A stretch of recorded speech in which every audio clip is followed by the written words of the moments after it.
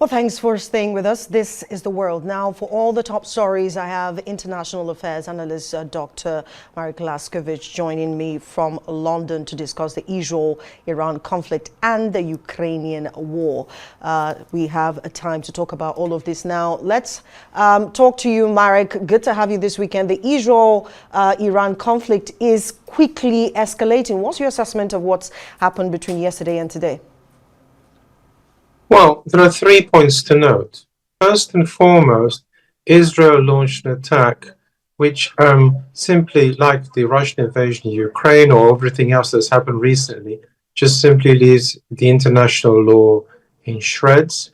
The attack was maybe, of course, justified in the sense that Iran has said that it is trying to destroy Israel, but all the same, the actual methods of diplomacy, for example, the meeting by America with Iran, which has now incidentally been called off, as well as going through the UN or finding some international way of, first of all, trying to bring pressure on Iran has been simply abandoned, and we go straight to war. Number two, of course, Israel has initially got an advantage that's known as the attacker's privilege. It chose its place. It done its research over all these years, 18 years, in fact, of waiting. And so it struck and has had some success. But Iran is a big country. There are more people to replace those which were killed. And as a result, it is unlikely that the strike or strikes like it, which will, of course, affect Iran, but by the same token, Iran is trying to retaliate against Israel, will actually be decisive because no invasion is possible. But the real point is, of course, America. Insofar as Israel decided to do it immediately inform President Trump, then actually it shows yet one more time what Donald Trump has lost. He's got nowhere with Canada. He even admitted that perhaps the Russian president was tapping him along, and now Israel is doing what it wants. Number two, he himself gloated and made it quite clear he was gloating about how much damage Israel had done and said there could be even more brutal attacks, which is actually signify, of course, that America is entirely on Israel's side. So all of these 3 points actually bring together, will Iran cross-link with Russia? Now, Dr. Marek, Israel says its targets are the nuclear bases in Iran. How is this kind of mission possible without civilian casualties? Because now Netanyahu says Iran's retaliatory strike have crossed that line. Well, the problem is this. Actually, some of Israel's military facilities are near civilian areas, and therefore Iran's attack, which was said to be linked to military, has this problem that it will attack civilian targets. Number two, that's what Israel's been doing in Gaza. Please remember, it's notched up 50,000 casualties in Gaza, and on the basis that whenever it strikes, there's a Hamas operative in the vicinity. So there's nothing new about this. What it really means is there's now going to be a perpetual state of wardom for Israel for some time to come. Israel, please note, is now fighting the Houthis, which is in south of them, north of them in Lebanon, there's Syria, there's Gaza to the west, and now Iran. But by all accounts, of what I can tell, Netanyahu likes this sort of attacks. Can Israel in the long run sustain this is a further point? Will Iran give in? Is another one. As far as I can tell, given enough American aid, Israel can run like this for some time, and the Iranians are unlikely to back down, and therefore back to my first point. This is now a state of war which will last for some time, and with, and I underline this, substantial civilian casualties, because it is quite clear that both sides sooner or later will target civilians too, in much the same way as Great Britain started bombing Germany with leaflets and trying to hit only military targets and ended up wiping out entire towns like Dresden. So the thing about it is, Marek, the U.S. was already in talks with Iran on a treaty. One wonders why Israel had to escalate, even though the explanation has been, while they went to attack some of the military bases, over 100, is just so that they could, destroy some of Iran's nuclear, weapons and military bases and top commanders. I mean, from all indication, how do you explain this? Well, Israel decided, and clearly with American connivance, that the talks were going nowhere, and as a result, it could act unilaterally. Israel's got quite used to doing this. Actually, there was a normal route. Had the talks taken place on Sunday and gotten nowhere, they could have gone to the UN, they could have found a great deal of support because people understand that Iran's trying to wipe out Israel, and probably made this attack, instead of just Israel versus Iran, a more substantial support. As it happens, Israel acted first. Israel, as a result, had the advantage of the attacker in killing several key personnel and also attacking the facilities. But please note, it's a big country, Iran. Sure, Israel caught it this time, but then many countries have been caught. In World War II, Germany invaded Russia, got all the way to Moscow, took out many prisoners, destroyed many military facilities, and still lost. Israel cannot invade Iran, and Iran can find a way of getting around it. And the key point you said about nuclear facilities, some of these are already underground, and all Iran's going to do, presumably, is learn from all this, hide more of its stuff underground, and Iran also has methods of retaliation. So we're back to a state of war in which there'll be many civilian casualties. Does Iran have to, this is the conversation out there. Why does Iran have to sign a treaty when Israel doesn't have to sign the nuclear non-proliferation treaty? Now you've hit on a very, very sore point for many countries in this world. Essentially, there's a type of apartheid. If you're in Western Europe, or a big boy like Russia, or China, or India, sure, you can have your nuclear weapons. If, on the other hand, the Americans don't like you, you can't. Now, in theory, Iran is an independent state with its own constitution, its own government. There is no more colonialism. But actually, colonialism lives on, called neocolonialism, of course, in various guises. And one of these is that Iran cannot. In fact, Iran can't do this or the other, but Israel can. And this annoys a great many people in Iran. And the key point is, please note, the Arab states, which were incidentally, up to this moment, equally afraid of Iran as they were of Israel, and had tried to normalize their relations with Israel, some of them suddenly find that all this is gone. They are now supporting Iran. They are now stating, moreover, that the Israel attack was wrong. So they've got Gaza and Iran on now. They're supporting both of these. And another key point in all this is, please note, that this will mean that some of the Arab states will have to re-examine their normalized relations with Israel, because Trump has made it quite clear that Israel can attack whom it likes, when it likes. International law simply does not exist, and whatever justification it has, there is now no normality. So therefore, all this work that was put in by the Arabs to try and normalize, to try and agree, has in effect been for nothing. And yes, you're quite right, Iran is an independent state which has different laws attached to it than does Israel. So no matter how we see it, right, just like you mentioned, this has led to civilian deaths and will keep going. How can this stop if not via dialogue? I mean, the US is on the lock.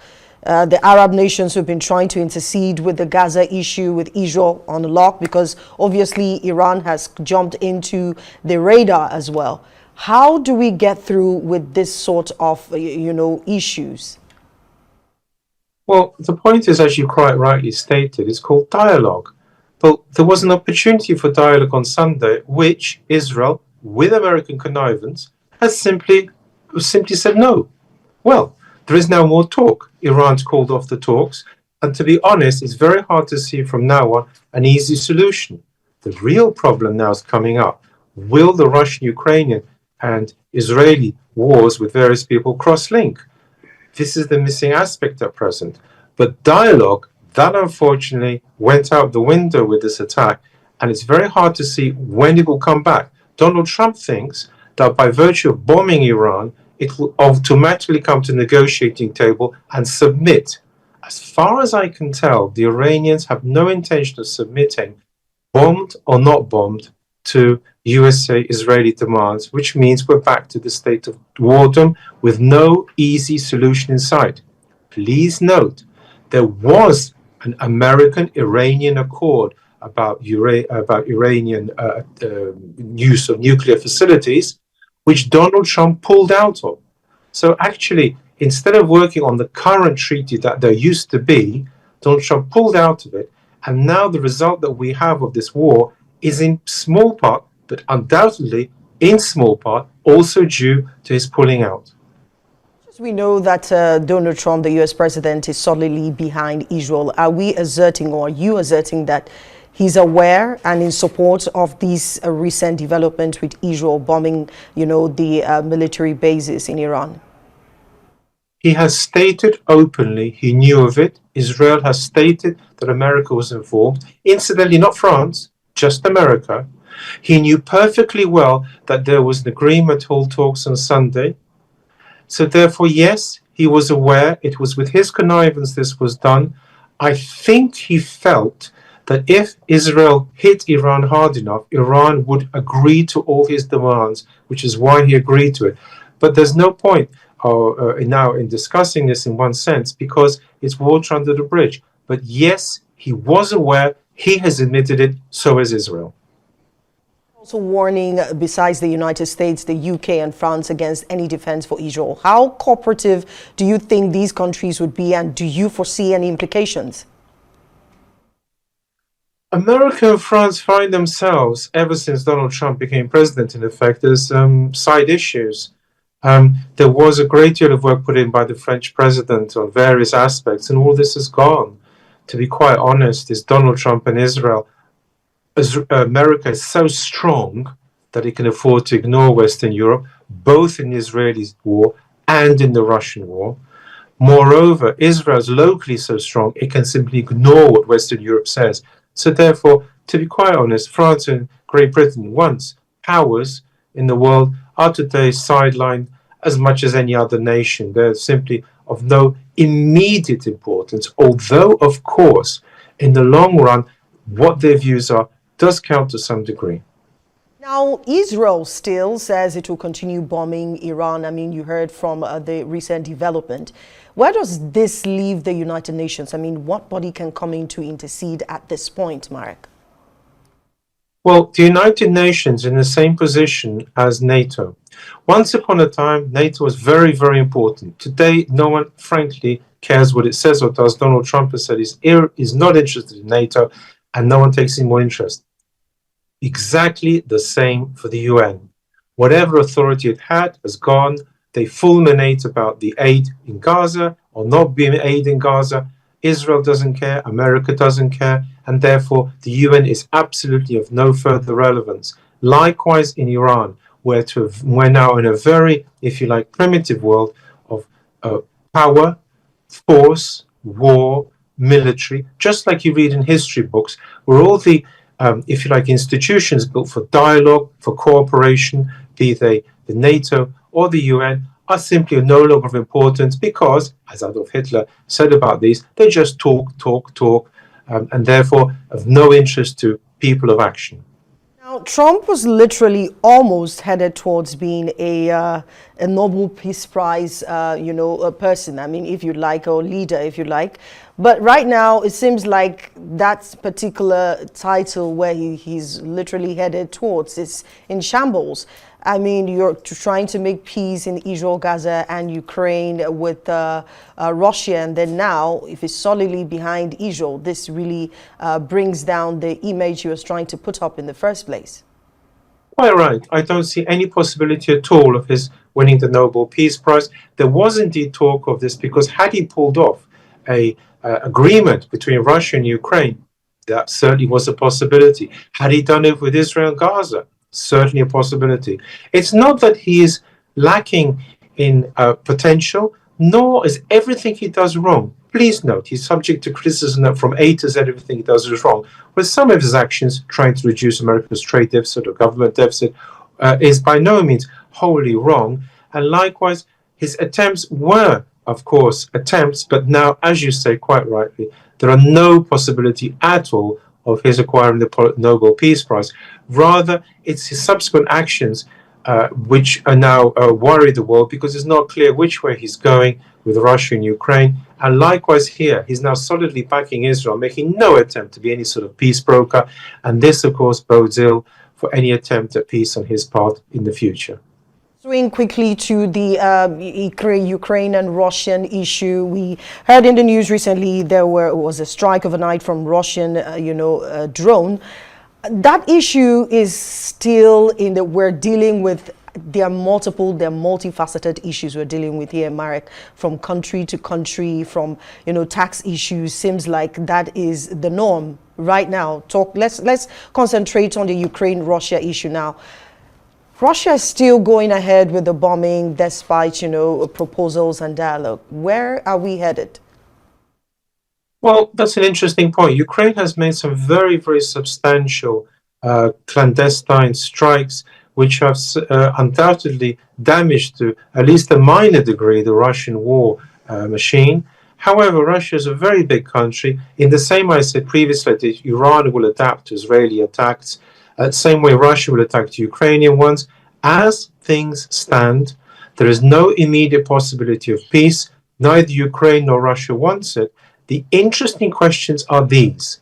One, will Russia and Iran cross-link? You see, what Iran needs are weapons to protect it against Israel. Russia has such. Two, Russia needs extra weapons, and Iran has been providing drones and other equipment, presumably to the Russians. And what happens here is, and here's the second question, what will Donald Trump do? The agreement with Ukraine wasn't very good for America, and now he's got on his hands Israel, and he's supporting Israel. Will he come to terms with Russia? Because this is what Russia's hoping for. These are two imponderables which we'll see to what will happen in the near future. In particular, we must watch what Donald Trump does again about the Russian-Ukrainian war, quite what his goal here is. He's also assisting, Ukraine, if you like, with aid, military aid and all of that, to defend itself against Russia. And the same thing with, Russia. If Russia decides to, like you said, in the coming days, we're going to figure that out. But if Russia decides to collaborate, or help, Iran, being that the UK or US and, of course, France decides to also defend Israel, how much implication would that cause in this whole conversation we're having? One of the key points is, again, quite what Russia's next step is. It has got to a sort of stalemate with Ukraine, but this stalemate is in its favor. It occupies a great deal of Ukrainian territory, and the question is whether it's willing to press. An interesting point is it has actually increased its troop movements on the Finnish border. Another one is whether it is at all aiming for a war with NATO, because this is what NATO fears, and indeed there has been some talk of this. The battleground then will be Poland, as I stated in my books. The Ukraine will be first and Poland next, but this will be a nuclear war. We are some way from that, but again, it hinges upon what Putin is now planning. The key question now is, being that Israel is attacking Iran, being that Iran has the support of the Arabs, will Russia move, like in the Cold War, to support the Muslims? And then we have exactly the Cold War situation of America, Israel versus the Muslims, all the Muslim nations in Russia, in which case Russia will receive such a boost in support as to unbelievable in a short while back. And therefore, these are not the imponderables. And if Russia were to cross-link with the Muslim states, then it would, I think, bode ill for the Europeans in particular.